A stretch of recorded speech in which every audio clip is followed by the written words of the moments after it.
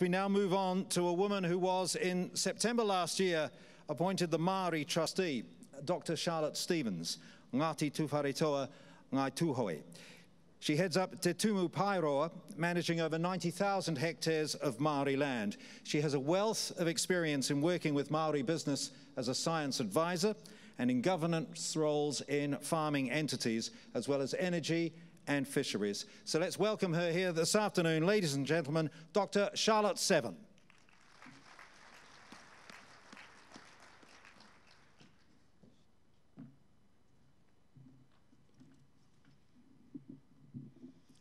Ka titiro whānui au ki ngā kokonga ko o oku rohe ko Tuwharetoa ko Ngai Tūhoe, kei reira ngā mana o te motu, Māori ora. Ko Charlotte Stevens tōku ingoa, not Stevens, Stevens.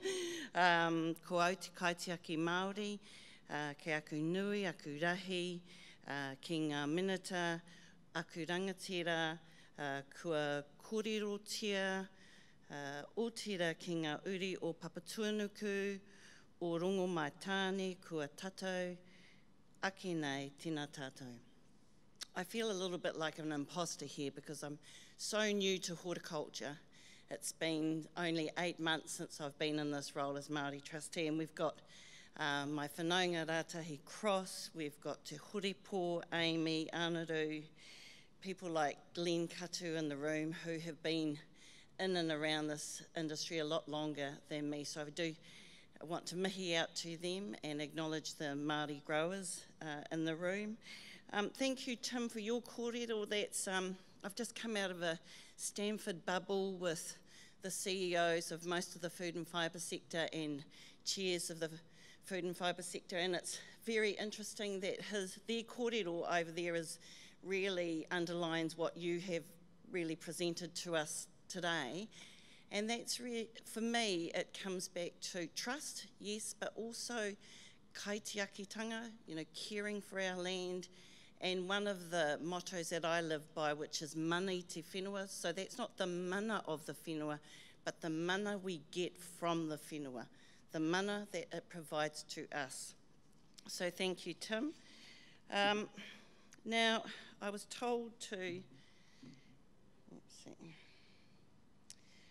put this slide up just in case anyone in the room doesn't understand Māori land tenure. So my staff were quite concerned that many people in the room would default to well, of course we want to talk to iwi Māori, and thinking that they are the only owners of Māori land.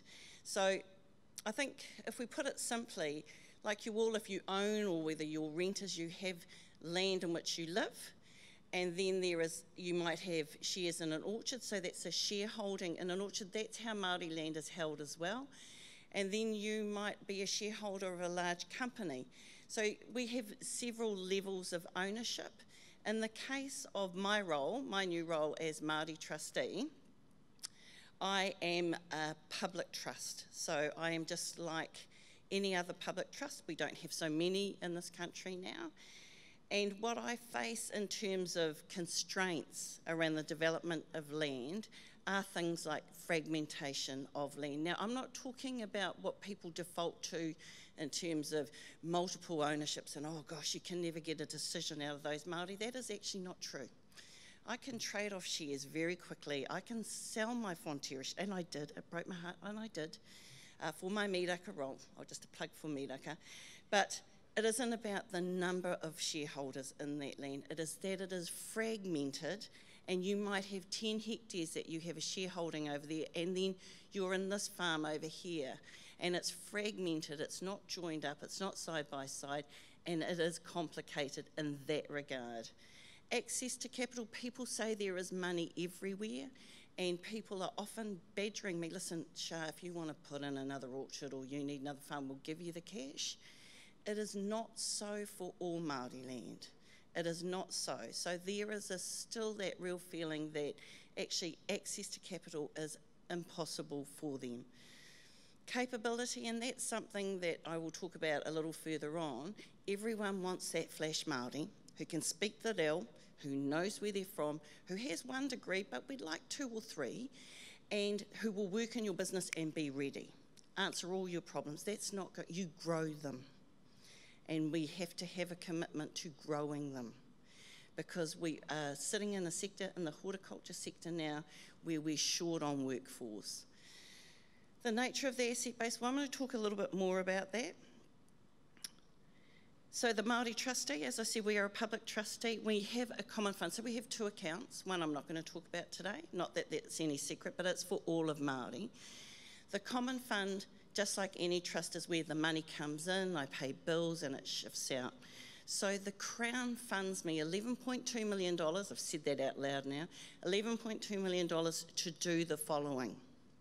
That is not all we do. We have other responsibilities, and we receive fees and we receive commissions for that. So we occupy and spend money which comes through an appropriation which fits this part of our remit, and then we also have other revenue that comes in, and we do other work outside of there. For me, this is really about, it's a tino rangatiratanga piece. It's about empowering our owners, and these are like clients for most people, to take control back of their land, to control and manage their land. So when people say, why have you stolen that land, Charlotte, or why are you still holding that land? There is no secret there. Charlotte is the off-boarding queen. She is happy for land to go back, because that is about tino rangatiratanga. That is about people taking control back of their own assets. So that's Māori Land 101, very 101. What does the Māori trustee have? And it's current, this is as of today. We have 91,000 hectares under management. So around 1,800 trusts. That changes a lot. We have a lot of agreements that are actually just with owners who want a little bit of administrative work, but today it's 1,838. So owner accounts, so these are individual identified accounts, 97,000. And then the number of interests, so me and my cousin Rātahi will be in here a few times because we're Biddles and there's a lot of us. And so we're in here, and those are the individual ownership accounts. So we turn up a number of times there. Meetings of owners, so that's what we've done this year. And then we have governance training as well, and I'll talk a little bit more about that. The focus of this year has really been a change from mobilising assets so much. I'll talk a little bit about the Kiwifruit program, but that was very much Jamie, who was the prior Māori trustee, fantastic, man. He set up the organisation. Honestly, I could run Treasury on my CRM system. And he was very much about, let's mobilise, let's get some things moving. Charlotte is very much about mobilising people, because we need to actually have a sustainable workforce across our sectors where this Māori land sits. So the Kiwifruit program, actually for your information, under lease, so lease at the moment, so I've got 387 dairy leases, 36 forestry leases, 165 horticultural leases, so that's about 10% of the land that's under our management, 804 pastoral leases, 264 residential leases, and then about 134 other types of leases that we have in our portfolio. So that's about 1,790 of the leases are there. So 10% are in horticulture. I've got my sector specialist now. Dave Wally, can you stand up and shake it, please? There.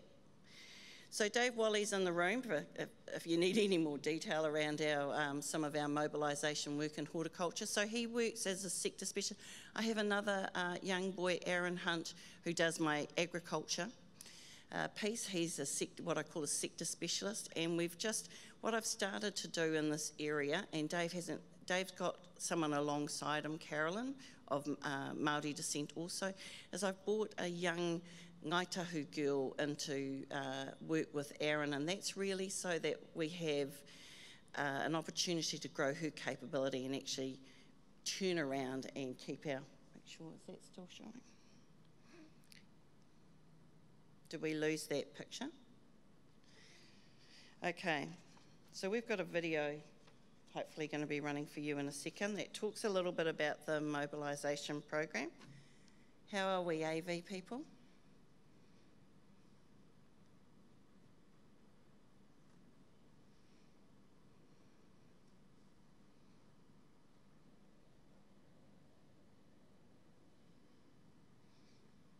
We're going backwards. We could see in the end what Te Tumu Paeroa was trying to achieve. Here we are with the starting bits of a kiwifruit orchard.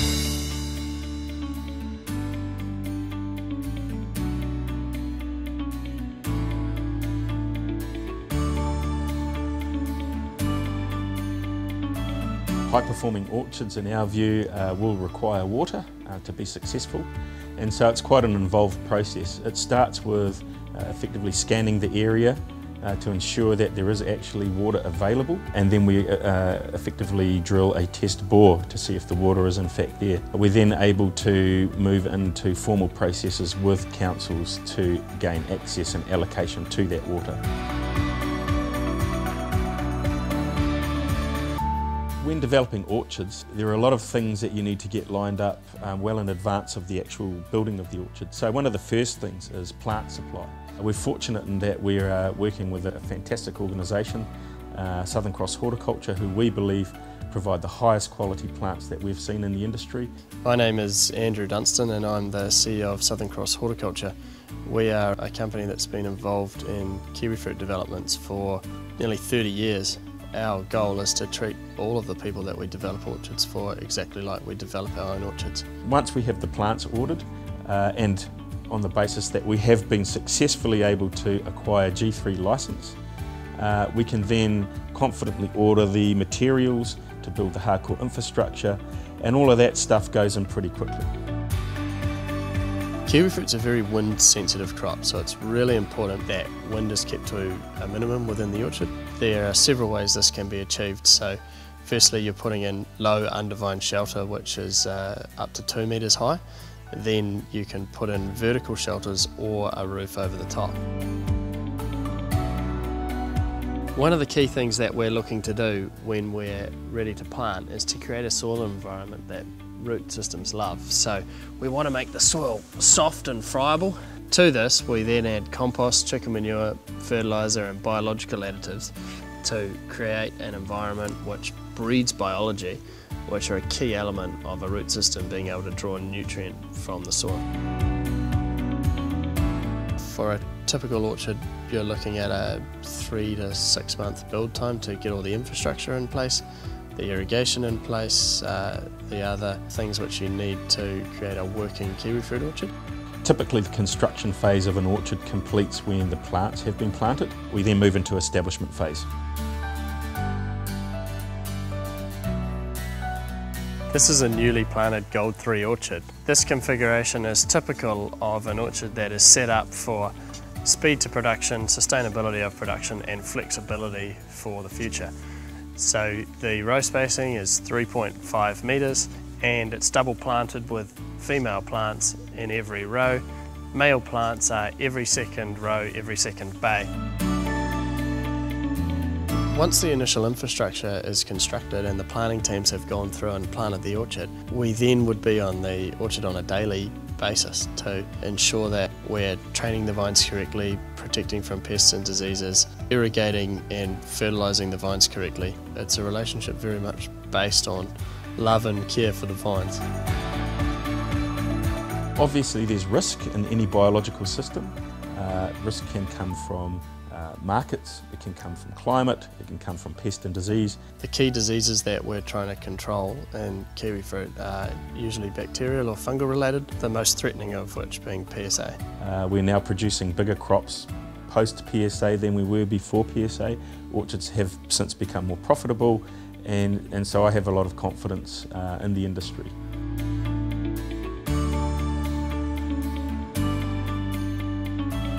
This is a Gold 3 plant here. Your rootstock is this bit here. This is a Bruno rootstock, which is the most common rootstock in the industry. Here's your graft. This is a G3 female scion. So what's going to happen from this point is that this season, this plant is going to fire out of these buds here. We've left 4 buds on this plant. we're aiming to produce 3 main shoots, 2 of which will become the future leaders. So these shoots will come up here, grow up a stringing structure, and are laid down to form the leader structure of the orchard, which is a permanent part of the vine structure. This happens in the first year. The timing of when you harvest kiwi fruit has... We can't give you all our secrets. Sorry, but we should actually have a call out to the Dunstan whānau. You probably, a lot of you in the room understand that there was that tragic accident earlier in July, so our hearts and thoughts go out to them. Look, so I can't own the strategy that saw the mobilisation. We had existing at Legacy Orchards, clearly, but Jamie and his team focused on a portfolio, around $30 million it was over 3 years. And really the purpose was to develop a portfolio of high-performing kiwi fruit orchards in partnership with willing owners, so we didn't force this on anyone, to acknowledge high-value horticulture locations. Now, it seemed like the formula was easy, and it looks like it was, but it wasn't. You know, it is really a series of conversations with people, and we went into and bought half a company, Huakiwi, with Quayside, and we really focused in on operations where we could actually move things quickly. So we looked across our portfolio, the Te Tumu Paeroa portfolio, and we had several teams come in and talk with the owners. So the criteria was clearly Māori land, and acknowledged kiwi fruit locations. Irrigation was a mandatory requirement. 50-50 ratio of green to gold. Now you know that many of us in the room missed out on the gold this year. Using the best possible plants, so we did back the Dunstan boys, and best orchard builders for us, and we really want to be in those top 10 performing orchards. So this was the program, and so that didn't see a massive crystallisation time or anything like that. These were basically hoping to get everyone out in 12 to 15 years. So this was the steps that they used. So none of that is rocket science. So they identified the land, they built some IP around that land identification. That's out amongst everyone now anyway. So that's, you know, some highest and best use with a few other factors in it. Owner engagement, critical, because, you know, one day you would meet them and then you'd meet another set. And if the engagement piece wasn't right, it's not going to happen. And maybe they're not ready. Then it was more hapu engagement, understanding the rights around water, critical. Community engagement, because none of these things are alone and we need that workforce. And then the build. So in the beginning, it was taking, you know, 18 months, 2 years to get this moving. And then the last one was about 4 months. And so when I walked into the organisation, nearly a third and sometimes a half of Te Tumu Paeroa was working on this mobilisation piece. And in my head, it really came to, actually, you can do this in 4 months if everyone's willing. Then actually people need to know how to do this, because this isn't just a Te Tumu Paeroa piece.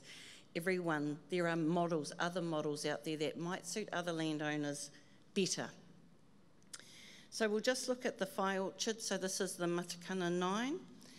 And so 46 hectares in total, 93 owners and 3 advisory trustees.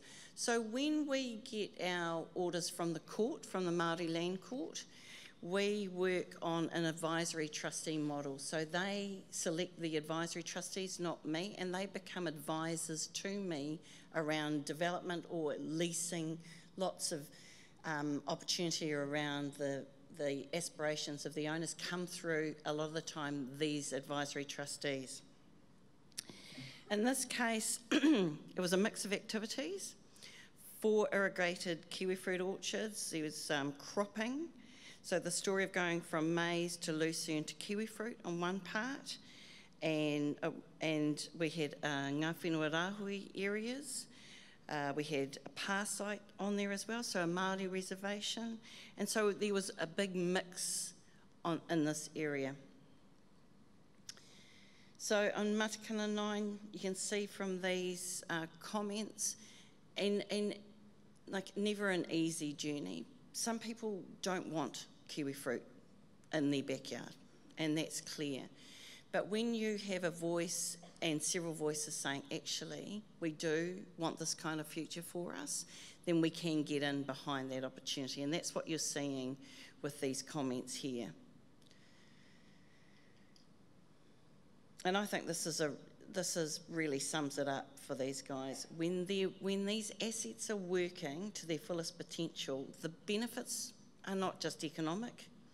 We'll all grow stronger. Than this speaks to that wellness, the wellness piece that the government have just recently acknowledged. You know, this isn't just about making money. This isn't just about what Tim is saying about let's be a little more careful about what we eat. Let's look at these global signals. The globe is looking for a new narrative. This country's looking for a new narrative. It's whether or not we have that drive to change the narrative. Māori have always believed that the life force in land is a balance. You know, if you don't look after your land, it's really not going to look after you. So, for me, understanding what the owners want is critical. We rolled out the second version of what we call My Whenua, which is our owners' access to their minutes, to the strategies behind their land. Not quite all the lease information, although we are all going to have to release that soon. There's going to be no secrets anymore. But, you know, we are putting all this information up and the owners have direct access to it. There are other portals that exist in Māoridom as well, but this is one that we have specifically for our owners, and it's easy. It's easy to get into. There's drone information, there's all the latest minutes, and what I'm trying to do in order to be agile around the assets is run these asset management plans.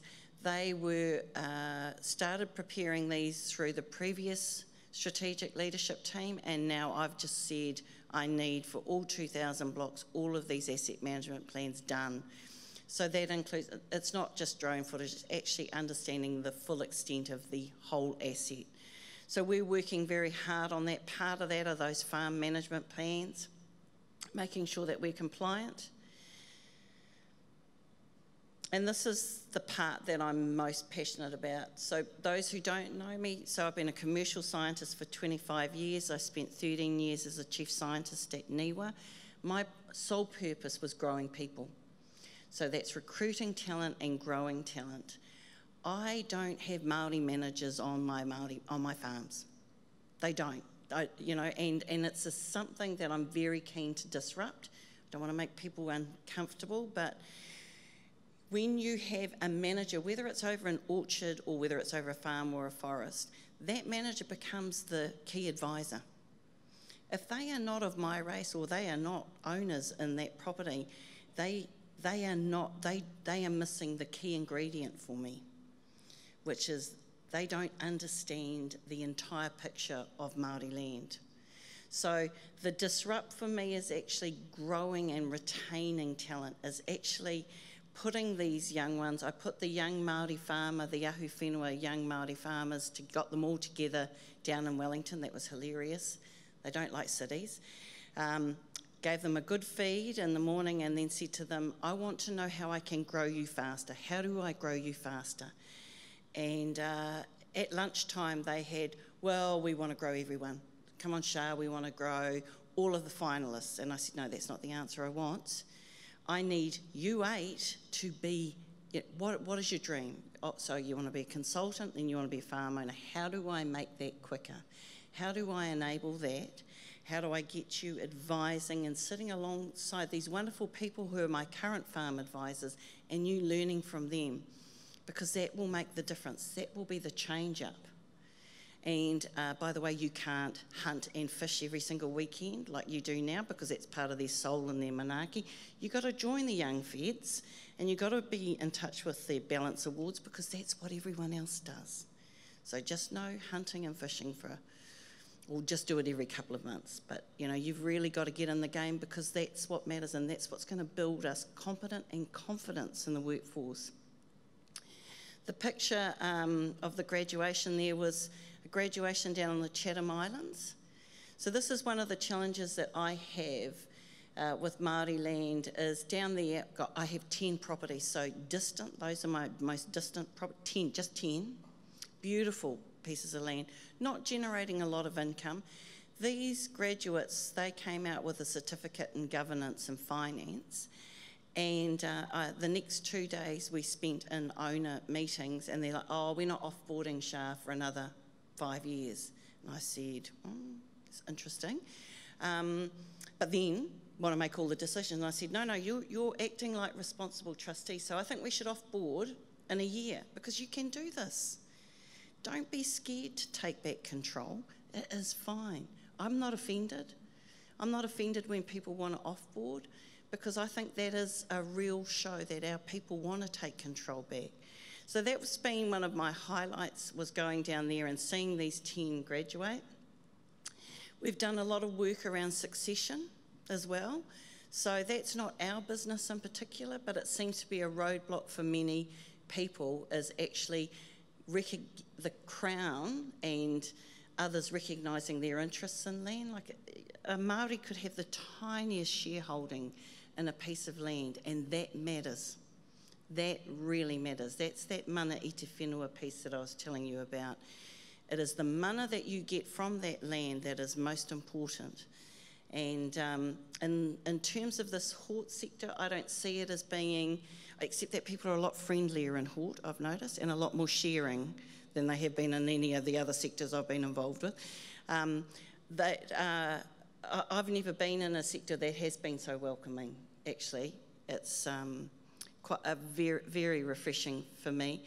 But I see that unless we do understand each other and understand each other's viewpoint and help each other out with, strategic partnerships, they don't actually have to be that flash, but they actually have to result in a change. That mean that people do have careers. If people want to work part-time, that's an option, but it's available to them. The capability pipelines that might seem wide open to most of you in the room are like pins, like the top end of a pin for Māori. They're not open. I've got people, whanaunga in the room, that are trying to push young Māori into these pipelines and working really hard. It shouldn't be that hard. So that's my call out for you guys today is, how can I help you open the pipeline for Māori capability? What can we do together? And how can we make this sector thrive and be prosperous? Kia ora.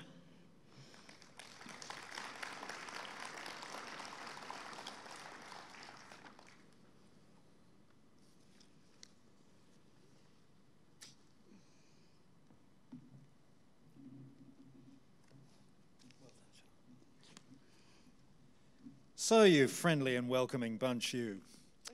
Any questions for Charlotte? In fact, we can go to the app. And there are a couple of questions right here. Charlotte, considering kaitia kitanga, do you see growing it organically as a viable option for you? Growing KF. I should put my glasses on properly. Growing KF organically is a viable option for you? Yes, I do. I'm trying to make the numbers work. And that's why I think that Māori we have a different risk profile to others. We can't get off this land. It's ours. We're stuck with it. And so we have a different risk profile. So I think organics are an option. I just don't see the numbers working for me yet. But Dave is going to fix that for me, aren't you, Dave? We've got to see it. Because the risk profile is different for Māori land, there is something in it. And I think, coming out of the Stanford Love Bubble, and listening to Tim's kōrero, I think that's something that we should possibly all entertain. Well, not all, but, I think that it's certainly something I'd like to investigate further with friendly partners. Is that possible? I'm sure it is. Another question on the app. How do the range of existing players in the Hort sector cross the cultural divide to help Māori land developments in Hort to be successful? Identify yourself, stand up and shout. I think that's the way, honestly. genuine conversation. So people that actually do want to help, you filter them out. It's pretty easy, because empty promises hurt everyone, and whether you're Māori or Pākehā. So a genuine conversation, ask the questions, why and what. Don't be brave. Be brave and try, I think, and understand that it's okay to ask. It is okay to ask the questions. We like you to, personally myself, I do like for people to do a bit of research before they approach me with a crazy idea. But I've worked in the dark triad, of scientists for most of my career, so nothing really shocks me other than apathy and ignorance. That shocks me. That people don't understand Māori land tenure frightens me. So if you've got a genuine conversation to have, there are a number of very, very experienced Māori business people in this room. I know that they would all be up for a conversation. Just engage. Let yourself be known. Like I say, I've come out of the love bubble in Stanford, and there were some really interesting conversations over there. And people who genuinely want to help just don't know the route. I mean, I'm a sharer, so I will always pass out information to other people. And so if you feel like it's a challenging conversation, you don't know the players, I'll always pass it out. Ka pai. Charlotte, can I ask you, 8 months in the role, what have you learned? I've learned that the Māori trustee is 99 years old. I'm the first woman to be the Māori trustee. Nothing is broken. People have a perception that the Māori trustee sits back. When I thought I'd be coming into an ambulance at the bottom of the cliff. I don't feel that. I feel that when people come to me and say, the bloody Māori trustee didn't do, and I look into it and say, oh, no, they actually did. But the answer was no. So it's a horrible amount of power that you have, actually. You should wield it. I should be wielding it for good and not evil. It's given I do wield it for good. But when you say no, it's not because you haven't made an informed decision. It's just a no. So the happy side is always yes, but the no doesn't go down well with people. That's Māori Pākehā like. I don't see the ambulance at the bottom of the cliff. I see frustration around the speed of things. I think, for me, having the systems that we have, like I say, I could run Treasury, truly. Making that system work, making sure that every owner, the client is in at the middle of the conversation, and that they have equal access to information. Information is so key around land. And so I've seen that if I have the system running, if I have good quality information coming out, growing people bigger, so making sure that they're not eating all the meat products, but actually this is about growing them bigger and making sure they have the confidence to go into the information, pull it out and say, actually, this is the lease is coming to end, you had a meeting. Confidence, building a confident and capable workforce in Māori land administration. That will be there. So I haven't seen anything broken. I've seen lots of amazing people. I have truly a great workforce in there. And it's really just about orientating it so that we can get the best information to our clients. So that's what I've seen. Love my job, as you might tell. Love my job. Miss science, but do love my job. There is another question that has just come in on the app. Are you happy with the pollutants currently coming from your ag properties? If not, what are you doing to reduce them? Exactly. So we have this. I'm really surprised that I have to kick off farm environment plans. I would have thought that'd all be in place. So kicking them off is really the beginning. Am I happy? No, not happy. What are we going to do about it? We're going to do something about it, because that's that kaitiaki piece that we're talking about. They want that land protected and enhanced for generations to come. That's what Māori owners want. And if you're farming in a way which is not actually code or not actually matching their aspirations, then I'm not doing my job. That's clear to me. So was shocked that there weren't farm environment plans, have got that underway. It's costing me a lot of money, but it's investment well worth it, I believe, because once we actually understand what we're doing and how we can enhance these properties, we're away. So do I think anything's broken or people are not actually sticking within plans? I don't think there's an issue there, but I do think we can do a lot better, and that's certainly where our focus is. But you're allowed to tell on people if you see anything. Well, Charlotte, thank you. And we wish you well heading up to Tumu Paeroa before you leave. We do have a little present for you to take away. We will expect you to complete that before you leave the room. Ladies and gentlemen, Dr. Charlotte Severn.